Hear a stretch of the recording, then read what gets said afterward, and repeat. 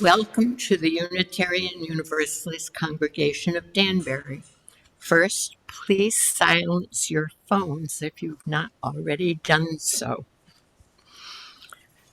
My name is Val Cochran, and I've been a part of this congregation for almost 25 years. I first came to UUCD as the capital campaign was being kicked off, and there was a dinner to make this festive. I wondered, as somebody who'd only attended the congregation a couple of times, if I really wanted to go to such an event all by myself. And I decided to be brave and do that. And Reverend Kathleen, who was then Kathleen Green, and her husband Mitch had arranged for the elegant restaurant that was hosting this event. And when I arrived, Kathleen greeted me as though now the event could begin because I was here. And I was seated with three young couples. I was old enough to be their mother-in-laws, and they too made me feel very welcome. And I hope that other people coming here can have that experience. We need to welcome people. Since then, I've been involved in the board. I've been secretary. I've been on membership. Because I'm somebody who basically learned everything I needed to know in kindergarten, I always end up being on the arts and crafts end of things like fundraisers and RE. The Unitarian Universalist Congregation of Danbury has been gathering for 200 years, and as we work to build a more just world, we respectfully acknowledge that our physical building is on the traditional land of the Paugussett people. I'm so glad you're able to join us this morning because you're an essential part of the celebration today, and whether today is your first or your 1000th Sunday in our midst, in person or online, we are stronger because you are with us. If you're new to the community and joining us online, we invite you to introduce yourself and where you are by connecting in the chat box as you are comfortable.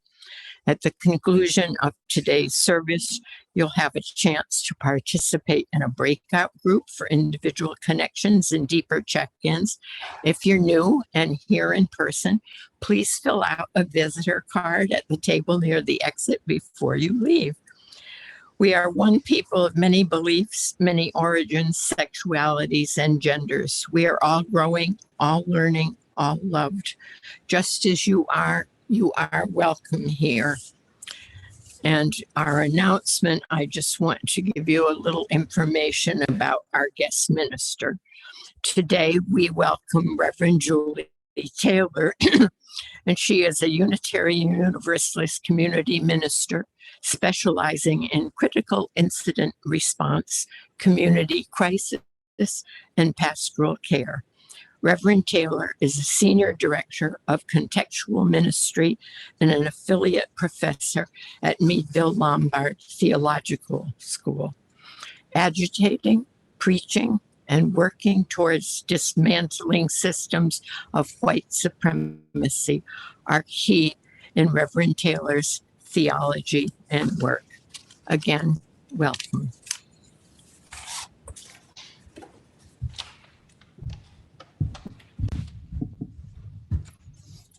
Thank you, Val. I'm Nancy Hirschhatter. I'm your service coordinator today. Our minister, Reverend Dr. Kathleen Rudolph, is not with us today, but will be here next Sunday.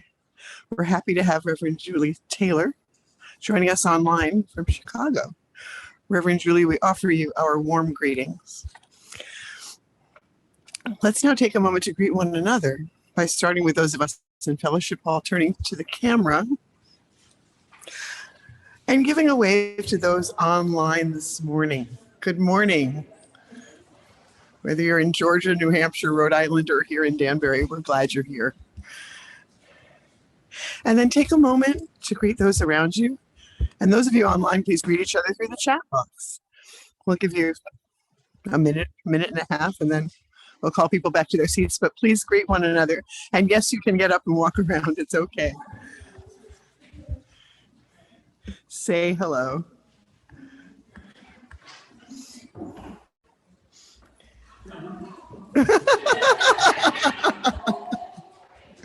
Hugs are certainly encouraged. Actually, if you're Jerry, hugs are essential.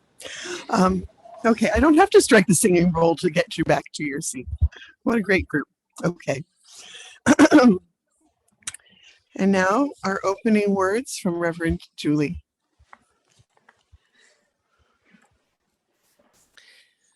The opening words this morning are from Marianne Williamson, internationally acclaimed author and spiritual teacher.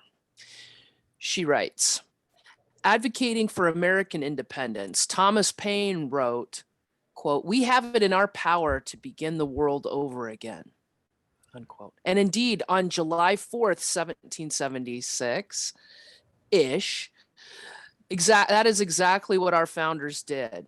By signing the Declaration of Independence, they established a break from England and gave birth to a new nation. Obviously, the founders didn't create a perfect system, but they began the process in an amazing way. It is now ours, as the stewards of democracy in our own generation, to continue to carry the process forward, to make it better as best we can. Werner Erhard said we live our lives in one of two ways, according to circumstances or according to a vision. America needs to re-envision itself now because our circumstances are increasingly intolerable. They are intolerable because they represent an unsustainable direction for our country and world. The same energy and power that we bring to imagining the lives we want for ourselves should now be brought to the effort to imagine the world we want. A world at peace, a world devoid of suffering, a world healthy and whole for every person, using the power of our imaginations to envision what we want, not just reacting to the things we don't want.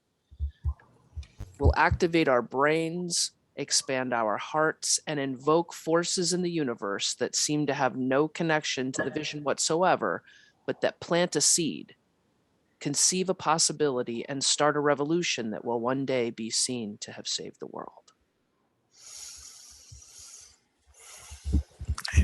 And now please join us in our hymn of welcome. Jerry, what number? Sorry. 1058. Be ours, a religion. Be ours, a religion.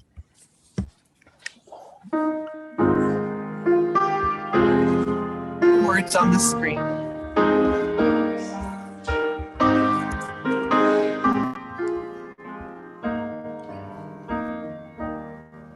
Be ours, a religion which like sunshine goes everywhere. Its temple, all space, its shrine, the good heart, its creed, all truth, its ritual works of love.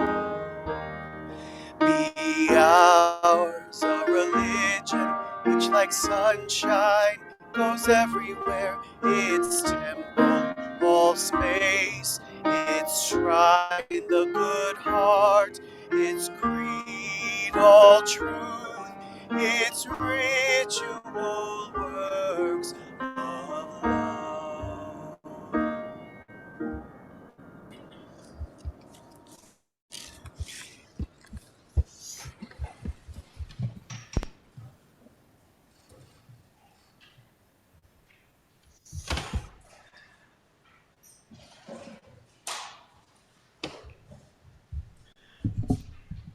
Please join us in the words of our chalice lighting affirmation.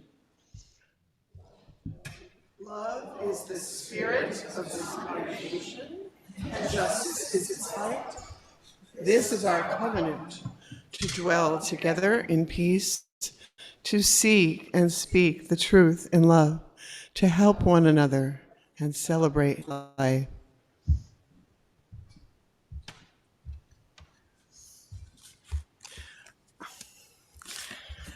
I have my choice of mics.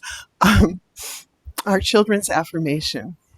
We are Unitarian Universalists. We are people with open minds, loving hearts, and helping hands. We care for the earth and each other.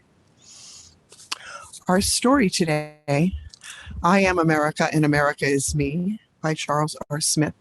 And if there were children, I would invite them to come and sit on the floor with me, but I don't see anybody that would be comfortable sitting on the floor, so myself included. I am America. I am proud. I am diverse, soft-spoken, and loud. I am almond eyes. I am a proud nose. I am cheeks, freckled the color of a rose. I am jet black hair. I am olive skin. I am my grandfather's dimples, framing my grin. I am big baggy jeans. I am bandana wraps. I am blue denim jackets. I am backwards baseball caps.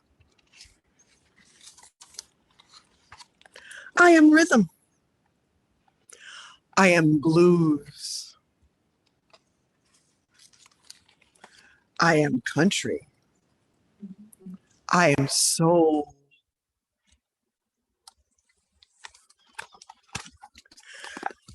I am jazz. I am hip hop. I am grunge rock and roll.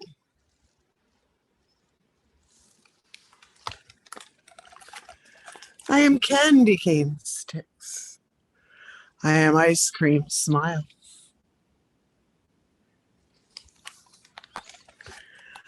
I am lollipop licks.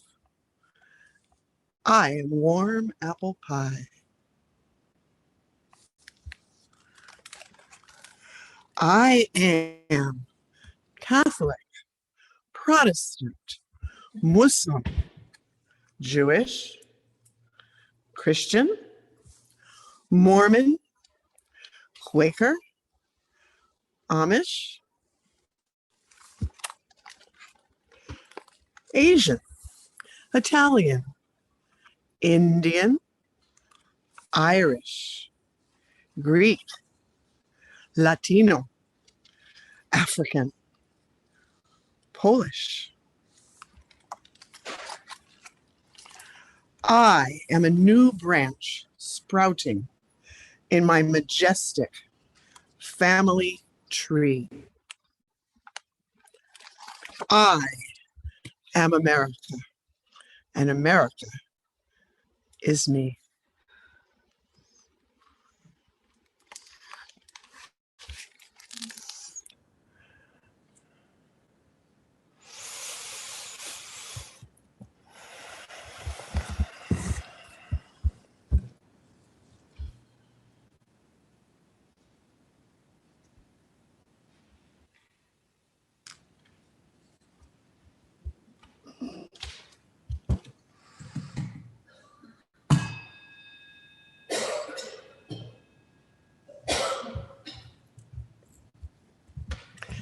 Join us in our hymn of reflection, Spirit of Life.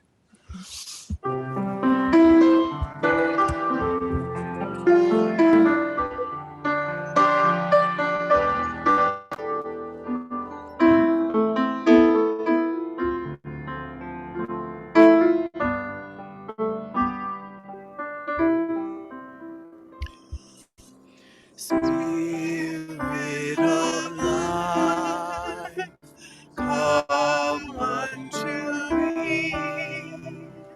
Sing in my heart all the stirrings of compassion.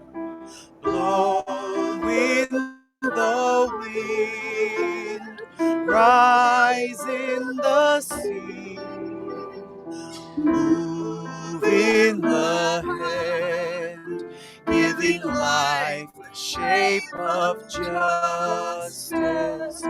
Roots hold me close, wings set me free. Spirit of life, come to me, come to me.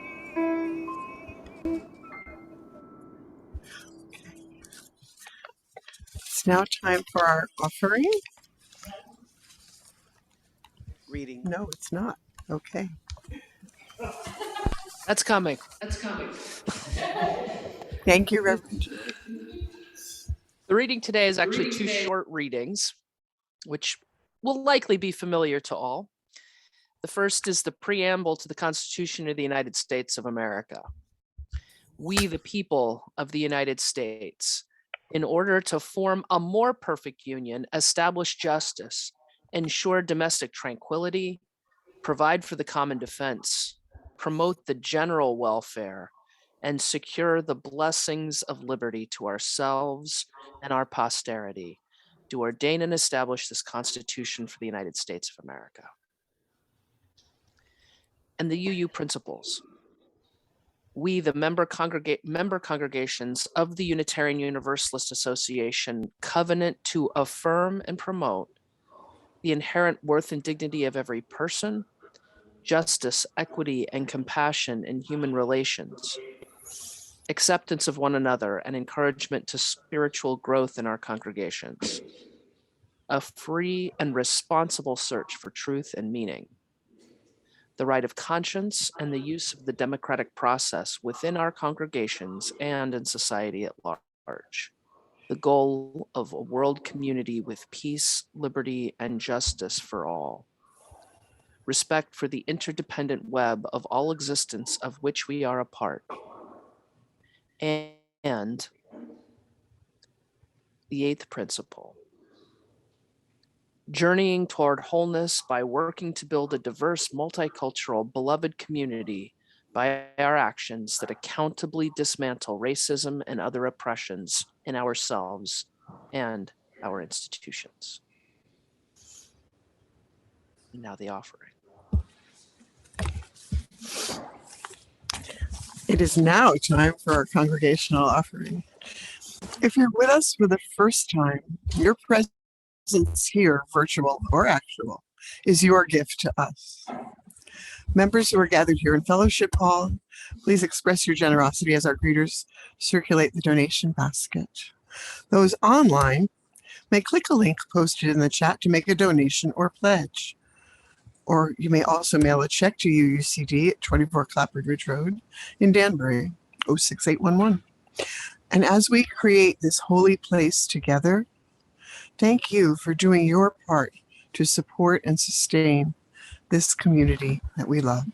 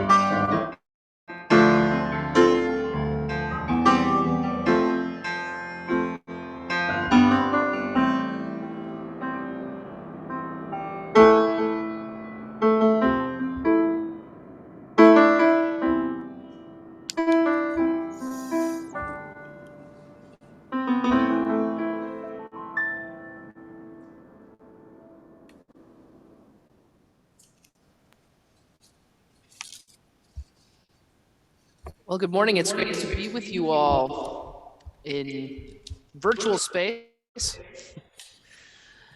I'm the Reverend Julie Taylor, and I am here in Chicago.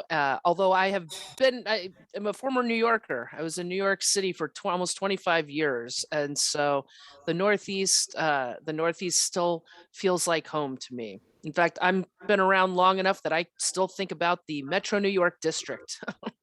So I'm glad to be with y'all wherever you are, wherever all of us are.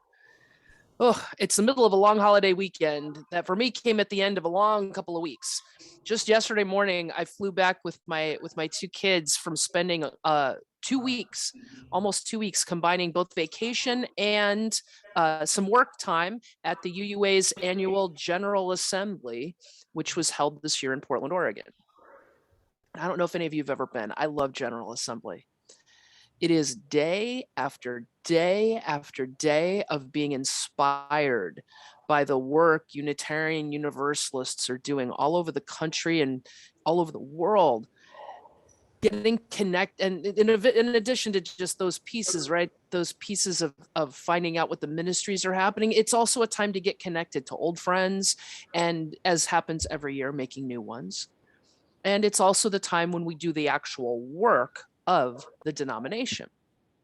Now, the Unitarian Universalist Association, one of the principles affirmed by the UUA and upheld by the congregations is this right of conscience and the use of the democratic process within our congregations and society at large. That principle is lived out every year at General Assembly. The governance structure of our denomination is that of congregational polity. We don't have a hierarchy of bishops or rulers that dictate policy. Instead, congregations send delegates to a meeting to propose, discuss, debate, and vote on the work and witness of the Unitarian Universalist Association. General Assembly is one of the places that we as UUs get to collectively live out our principles.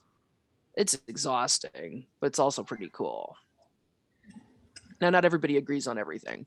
I know that might be shocking to some of you, but really, some of our congregations, it may seem shocking because sometimes it kind of feels like our congregations can be a hotbed of political and cultural sameness. We can get comfortable in the assumption and kind of, looking around or being in conversation with folks in our own congregations and figure, hey, we're pretty much on the same page here. Well, that idea can be sometimes exposed or realized as different at General Assembly. There is often fierce debate over policies, proposed bylaw changes, and social justice actions. Now, debate is typically fairly structured and generally respectful, but real differences emerge quickly. If you didn't get to General Assembly this year, and now it's amazing that you can join virtually as well as being there in person. If you've never been, take the time to go online, go to the UUA website. Most of the plenary sessions typically and worship are often available online, and here a week later, or if they're not up yet, they will be soon. And I really recommend going and paying attention this year to what the work of the denomination. Now, General Assembly is always at the end of June, typically the last weekend of June-ish. It's always pretty close to the July 4th holiday. This happens every year. Not surprising this year, I've been thinking more and more about the connection between Unitarian Universalism, our principles, and the United States founding, as well as the current state that we're living in at the moment. The first reading this morning, or here just a moment or two ago, is the preamble to the Constitution. Now, if you were a kid in the US, or maybe the parent of a kid that was growing up in the 70s and early 80s who watched television, I would bet you got some of your first civic lessons on Saturday mornings watching Schoolhouse Rock segments in between cartoons. That's my generation. There were a bunch of these little 3-minute segments like I'm Just a Bill, and that taught us about how laws get passed. Suffering until suffrage was all about the women's right to vote. And then there was the preamble about the Constitution that put the words of the preamble to a catchy tune. Right? How many of us in here memorized the preamble of the Constitution by listening to that song? And how many of us probably still know it now? I won't sing it for you, but even if you didn't want to, if you were one of the parents that was listening to overhearing the cartoons in the morning, you may have memorized it that way too. We the people. All right, I guess I was almost going to sing it. If you don't know it or haven't heard it in a while, you can find these videos on YouTube even now. Now, it's interesting. The preamble is not where we get our rights or where the government even gets its power. The preamble is where the tone is set for the articles and amendments. The preamble is where we find the values, the principles on which the Constitution stands. The UU principles, which I also read and included the 8th principle, these act in a similar way for our Unitarian Universalist Association. The principles are not our polity. They are not how we govern ourselves. Instead, they are the guiding values of UU congregations and communities.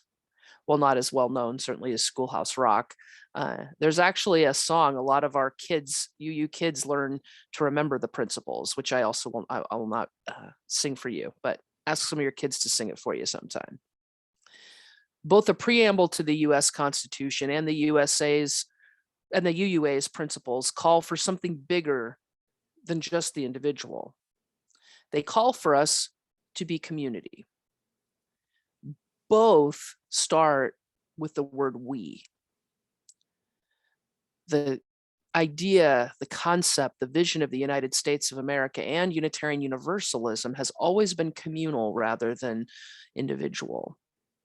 Now, we as individuals, obviously, we have a role to play. We, the people, and we, the member congregations, do not exist without individuals. But the implicit message in these two founding statements is that the important piece is that this is a call to the greater collective. This is a call to covenantal community.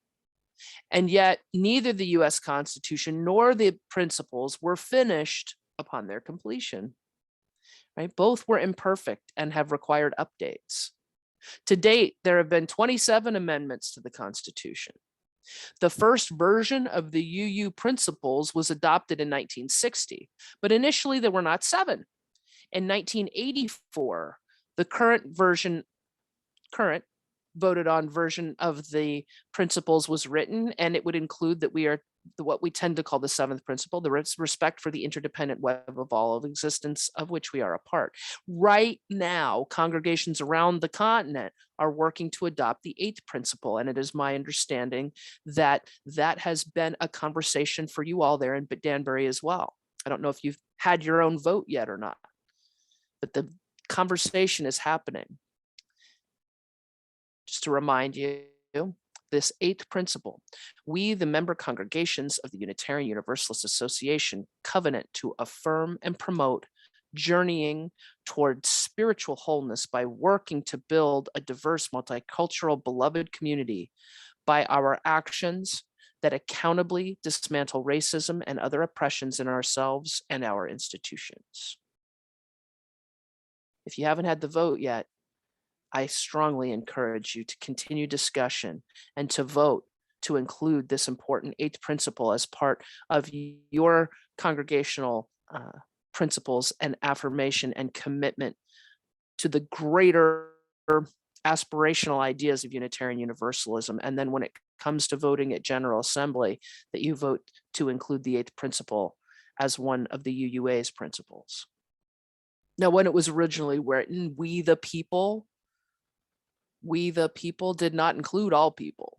In 1852, Frederick Douglass wrote these words in his essay titled "The Meaning of July 4th for the Negro." Quote, "I say it with a sad sense of the disparity between us. I am not included within the pale of glorious anniversary. Your high independence only reveals the immeasurable distance between us. The blessings in which you this day rejoice are not enjoyed in common. The rich inheritance of justice, liberty, prosperity, independence bequeathed by your fathers is shared by you, not me. The sunlight that brought light and healing to you has brought stripes and death to me. This 4th July is yours, not mine. You may rejoice. I must mourn. End quote. Independence and freedom did not come for those who were enslaved, nor Native Americans, nor even for women in 1776. This Constitution and this country was created, this country that was created was not perfect. We are growing and we are changing. And that's some of the beauty of the democratic process. It changes based on who we, the people, are. When we, the people, meant white male landowners, the government and laws reflected that reality. As times have changed, as new voices have emerged, as power has shifted, we, the people, has grown to include women, to include people of color, to include new immigrants, LGBTQIA plus people, those without property. As I imagine you all recognize, there's a backlash running through this nation, a smaller one also through our denomination. And both are actively working to propel us all back to an earlier time, collecting rights and power to those who are white, moneyed, cisgendered, heterosexual. This redefining of we the people, wanting to redefine again to go back to another time of who is actually welcome in community. Our own denomination has a history of moving forward and then backwards on issues of white supremacy, of racism, of women's rights, of LGBTQIA plus equality. We're not perfect. We have made and continue to make serious mistakes, but we are changing. And the democratic process brings tools that help us remain accountable to each other and within larger community. There's one big catch about the democratic process. It needs us. It doesn't work if we don't show up and get involved. This is going back several years now. At Ministry Days, which is a couple of days before General Assembly, where the UU Ministers Association meets.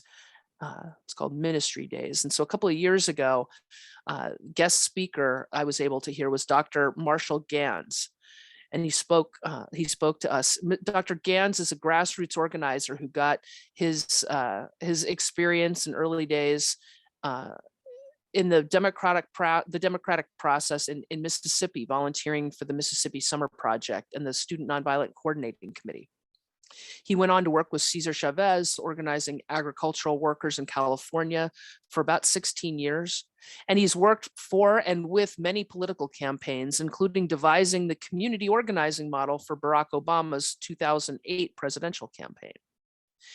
He's now a senior lecturer in public policy at the Kennedy School of Government at Harvard. Now, the man has serious pedigree, and I have to admit, I went into his address expecting probably kind of a dry lecture, but I was wrong about that. If you get a chance to go on YouTube or find other ways to listen to Dr. Ganz, I highly recommend it. I was deeply moved not only by his past work, but also by his continued call to dig in and get involved. I found myself furiously taking notes and creating new to-do lists. And I was moved to start tweeting quotes left and right. It was really powerful, really powerful. Now, Dr. Ganz had one comment that struck me as key to where we are now, both as a nation and often where we are as a denomination. He said, the democratic process is about voice, not exit. We've been exiting. If you don't like it, if it doesn't work, start your own school, church, get contractors to do it. For 30 years, we've been drinking a steady diet of exit, and it undermines our democracy in a fundamental way. Wow, have I been thinking about that?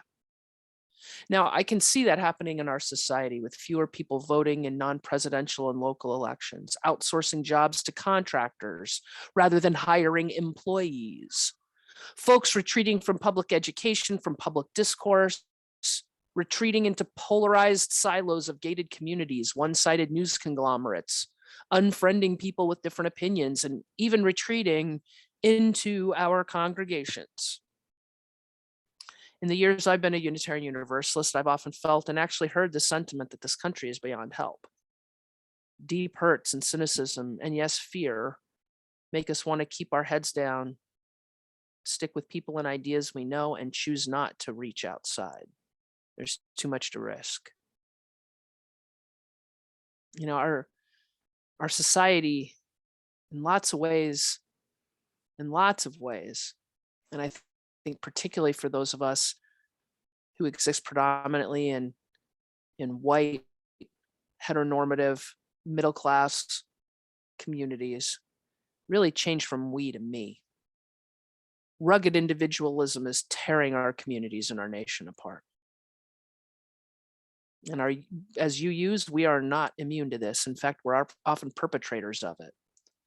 It's happening in our congregations right now. When we turn our principles of affirming the inherent worth and dignity of every person into the idolatry of the individual, my worth and my dignity, my search for truth and meaning, my conscience, we're part of the problem. So there's a small faction within Unitarian Universalism right now who believe that Unitarian Universalism and the Unitarian Universalist Association has gone too far with inclusivity. That the we in we the people is not for everyone. At least not for everybody to be with the UUA.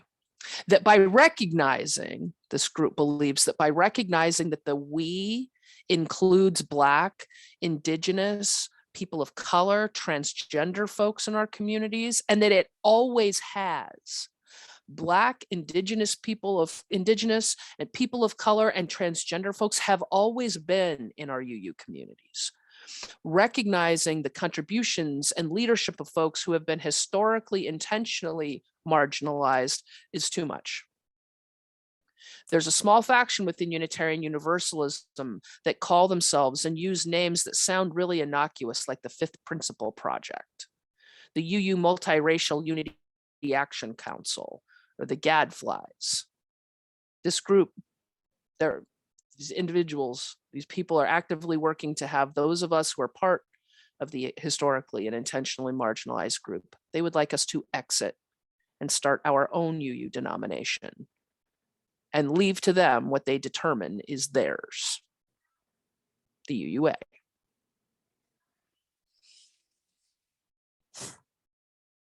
Now, I agree with Marianne Williamson in the piece I read earlier. The same energy and power that we bring to imagining the lives we want for ourselves should now be brought to the effort to imagine the world we want.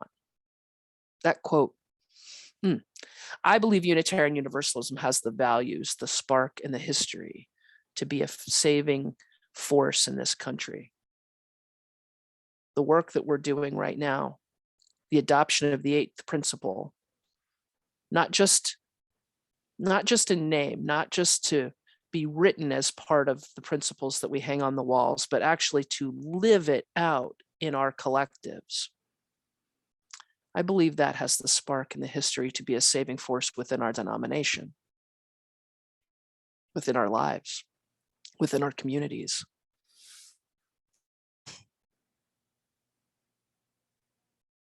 The theme for this year's General Assembly was Meet the Moment, Reimagining Radical Faith Community. Wow, our Universalist heritage implores us to love the hell out of this world. Sometimes we got to do it within ourselves too. Now is not the time to let apathy or frustration or isolationism take over.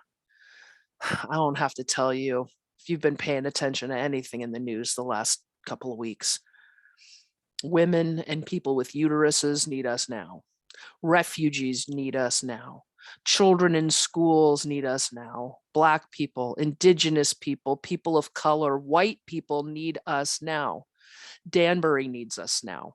The Connecticut legislature needs us now. The US Senate, Congress, and for sure the Supreme Court needs us now. Our country needs us now. Our congregations, our communities, our Unitarian Universalist denomination need us now. Now's not the time to retreat inward or demand the the exit of the leadership that is imagining us into a stronger future.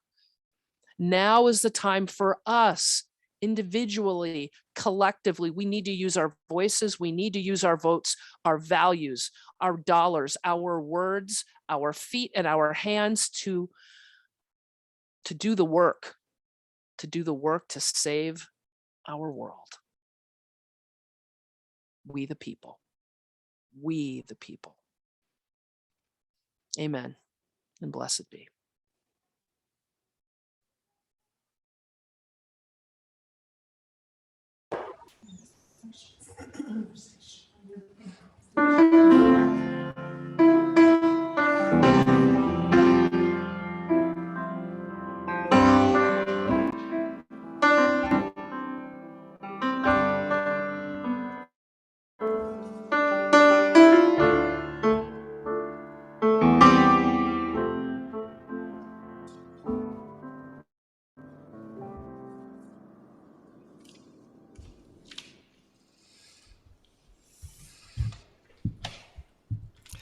Please join me in the words for extinguishing our chalice.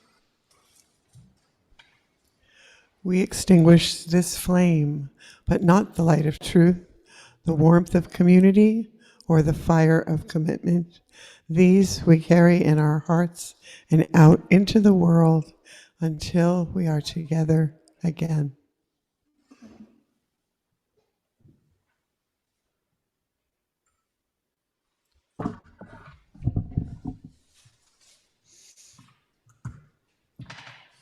And now join us in our hymn of celebration, number what, Jerry?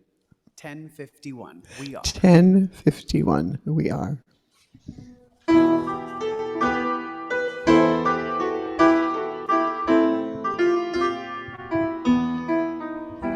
For each child that's born, a morning star rises, sings to the universe who we are.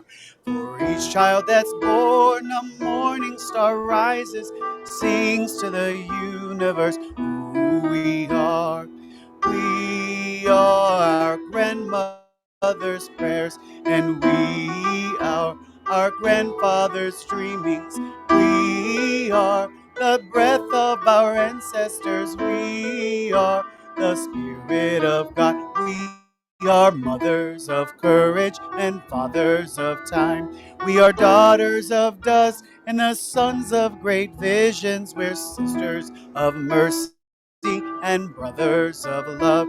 We are lovers of life and the builders of nations. We're seekers of truth and keepers of faith. We are makers of peace and the wisdom of ages. We are our grandmother's prayers, and we are our grandfather's dreamings. We are the breath of our ancestors. We are the Spirit of God. We are mothers of courage and fathers of time. We are daughters of dust and the sons of great visions, the sisters of mercy and brothers of love. We are lovers of life and the builders of nations. We're seekers of truth and keepers of faith. We are makers of peace and the wisdom of ages. We are our grandmother's prayers. We are our grandfather's dreamings. We are the breath of our ancestors. We are the Spirit of God. For each child that's born, a morning star rises, sings to the universe who we are. For each child that's born, a morning star rises and sings to the universe who we are. Each child that's born, a morning star rises and sings to the universe who we are. For each child that's born, a morning star rises and sings to the universe who we are.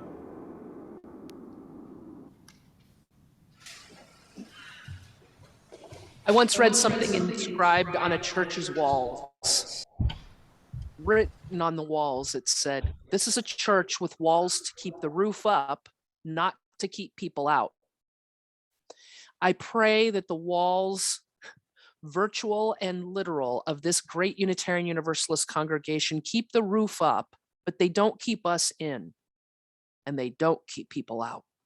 I pray we will take our religion seriously, that we will take our commitment to the principles, including the 8th principle of Unitarian Universalism, outside these walls and live them on the outside and grow them on the inside. Bless you. Amen. Ashe. Blessed be. Thank you so much, Reverend Julie.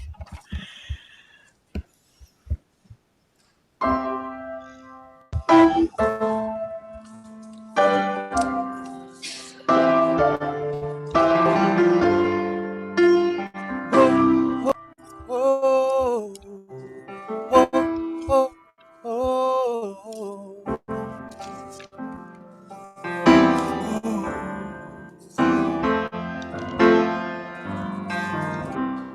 I was younger than you are now when I was given my first command. I led my men into a massacre, witnessed their deaths firsthand. Oh, I made every mistake. I felt the shame rise in me. And even now I lie awake, knowing history has its eyes on me. History.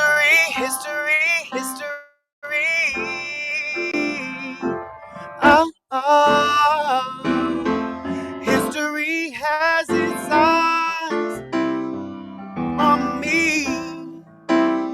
History.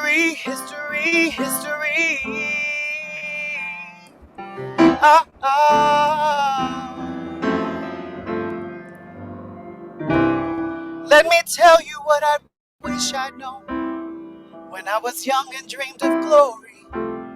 Don't nobody have control. Who lives, who dies, who tells your story? I know that we can win.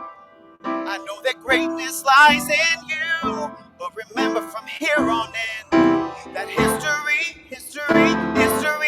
has its eyes on you. History.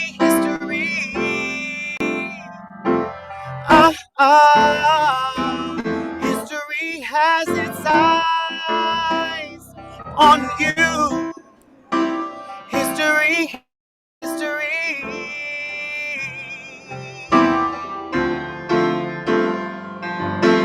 Oh, oh, oh, oh, oh, oh, oh, oh, oh.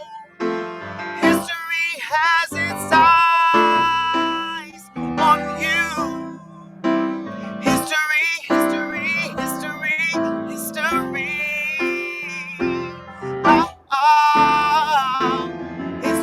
has its eyes on you. History.